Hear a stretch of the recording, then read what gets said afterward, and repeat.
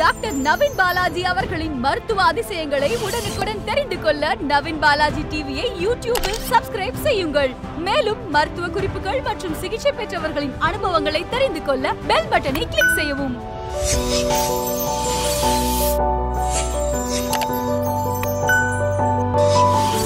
Naveen Balaji TV.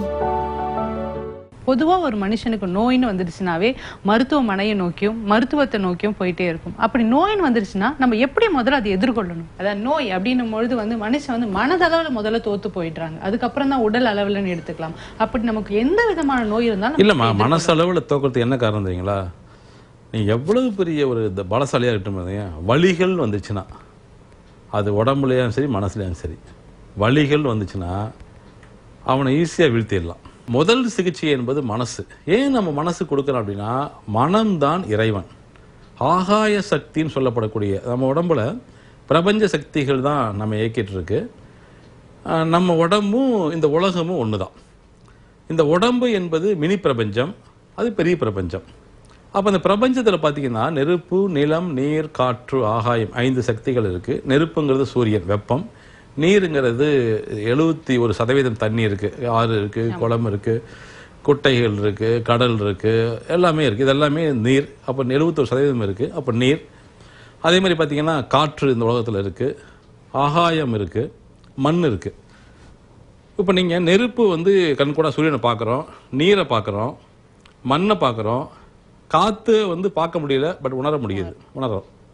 அப்போ ஆகாயங்கிறது எங்கே இருக்குது? அப்போ ஆகாயங்கிறோம், வெட்ட வெளியாக இருக்குது. அப்போ அந்த ஆகாயங்கிறது என்ன அப்படின்னா, எப்படி ஆகாயத்தை பார்க்க முடியாது, ஆனால் ஆகாயங்கிறது இருக்குது. அதுதான் இறைன்னு சொல்கிறோம். நம்ம உடம்புல ஆகாய சக்திங்கிறது மனம். இப்போது நெருப்புங்கிறது இதயம். இதயம் ஏங்கினா தான் உடம்பு சூடாக இருக்கும். இப்போ இறந்து போனவங்க தொட்டு பார்த்தீங்கன்னா அப்படியே சில்லுன்னு ஆயிடுவாங்க. அப்போ நெருப்புங்கிறது இதயம். அப்போ இதயங்கிறது ஏங்க ஏங்க ஏங்க அதுதான் உடம்பு சூடாகிட்டே இருக்கும். இதயத்துடைய துடிப்பு குறைய குறைய உடம்புடைய சூடு கம்மியாகிட்டே வரும். அப்போ நம்ம உடம்புல நெருப்பு அப்படிங்கிறது ஹார்ட், இதயம் சொல்கிறோம். நீர் அப்படிங்கிறது சிறுநீரகம். நம்ம குடிக்கக்கூடிய தண்ணீரை நல்ல சக்தியாக மாற்றக்கூடிய, தண்ணீரில் இருக்கக்கூடிய அந்த கழிவுகள் முழுமையாக வெளியேறக்கூடிய வேலையை நம்மளுடைய சிறுநீரகமும் நம்மளுடைய யூரினரி பிளாட்னு சொல்லக்கூடிய இந்த ரெண்டும் தான் நம்ம உடம்புல செஞ்சிட்ருக்கு. அப்போது இதுதான் நீர் நம்ம சொல்கிறோம்.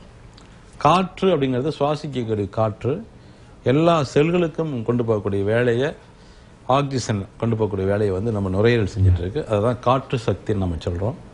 ஒரு விதையை நீங்கள் மண்ணில் போட்டால் தான் அது செடியாகவோ மரமாகவோ நமக்கு வளர்த்த முடியும், இல்லையா? அதே போல் தான் நம்ம சாப்பிடக்கூடிய சாப்பாடு எங்கே போடுறோம் அப்படின்னா வயிற்றில் தான் போடுறோம். அப்போது இந்த வயிறு தான் நம்ம சாப்பிடக்கூடிய சாப்பாடை நல்ல முறையில் செரிமானமாகி, செரிமானமான சத்துக்கள் நல்ல சக்தியாக, நல்ல இரத்தமாக, நல்ல எலும்பாக, நல்ல தசையாக, நல்ல நரம்பாக, நல்ல திசுக்களாக, நல்ல செல்களாக மாற்றப்பட்டு நம்ம உடம்புல எல்லா இடங்களுக்கும் அனுப்புது. ஆக்சுவலாக மெட்டபாலிசங்கிறதே அதுதான்.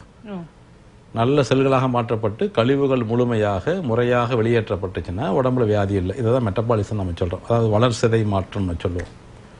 அப்போ நம்ம சாப்பிடக்கூடிய சாப்பாடை சக்தியாக மாற்றக்கூடிய பணியை வயிறு செய்து, அதுதான் மண் சக்தி நம்ம சொல்கிறோம். ஆகாயம் அப்படிங்கிறது கல்லீரல். இந்த கல்லீரல் என்ன வேலை செய்யுது அப்படின்னு இன்னைக்கு வரைக்கும் கண்டுபிடிக்கவே முடியல. ரிசர்ச்சில் கண்டுபிடிக்க முடியல. ஏன்னா எண்ணற்ற வேலைகள். இந்த உடம்புல மூளையை இயக்குவது கல்லீரல், கண்களை இயக்குவது கல்லீரல், நுரையீரலை இயக்குவது கல்லீரல். நம்ம உடம்புல வயிறு, செரிமானம் எதுவாக இருந்தாலும் சரி, கிட்னி வேலை செய்யலைனா கூட அந்த வேலையை நம்ம லிவர் எடுத்து வேலை பண்ணும். ஒரு குடும்பத்தில் அப்பா இருக்காருன்னு வச்சுக்கோங்களேன், யார் என்ன கஷ்டப்பட்டாலுமே அவர் தான் முழுமையாக அந்த கஷ்டத்தை எடுத்துக்கிட்டு அந்த குடும்பத்துக்காக உழைக்கிறவர். அதே மாதிரி ஒரு உடம்புனா அந்த முழுக்க முழுக்க அந்த உடம்பை ஆரோக்கியமாக வச்சுக்கணும்.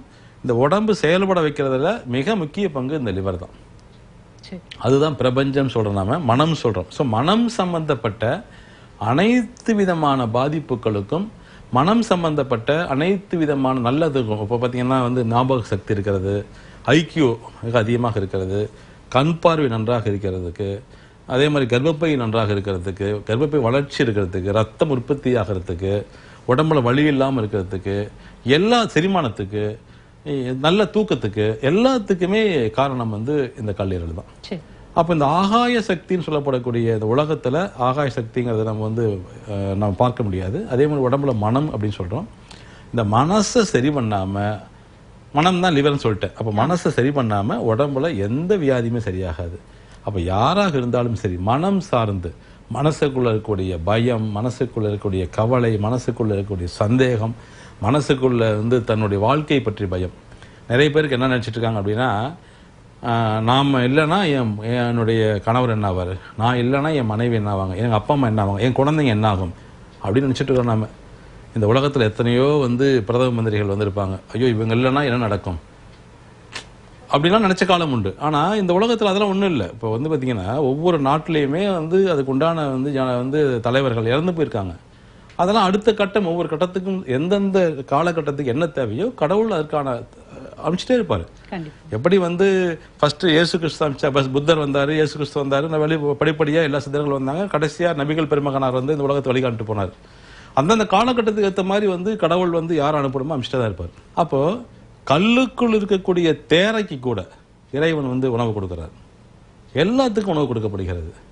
அப்படி இருக்கும் பட்சத்தில் நீங்கள் வந்து என்னுடைய அப்பா, என்னுடைய அம்மா, என்னுடைய நான் இல்லைன்னா என் பையன் என்னாவா, நான் இல்லைன்னா என் மனைவி என்ன, அந்த கவலையே நீங்கள் பட வேண்டிய அவசியமே கிடையாது. ஒவ்வொரு காலகட்டத்திலையும் என்னென்ன வேணுங்கிறது கடவுளுக்கு தெரியும்.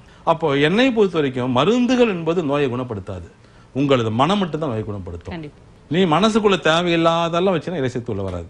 அப்போ இதை முதல்ல பக்குவப்படுத்திட்டாங்க நம்மளுடைய நேயர்கள். ஆனால் நம்ம நேயர்கள் வந்து இந்த நிகழ்ச்சி பார்க்குறனாவே கடவுள் ஆசி பெற்றவர்கள். கடவுளுடைய ஆசி பெற்ற நீங்கள் ஜெயிக்கலன்னா வேறு யார் ஜெயிக்க முடியும்?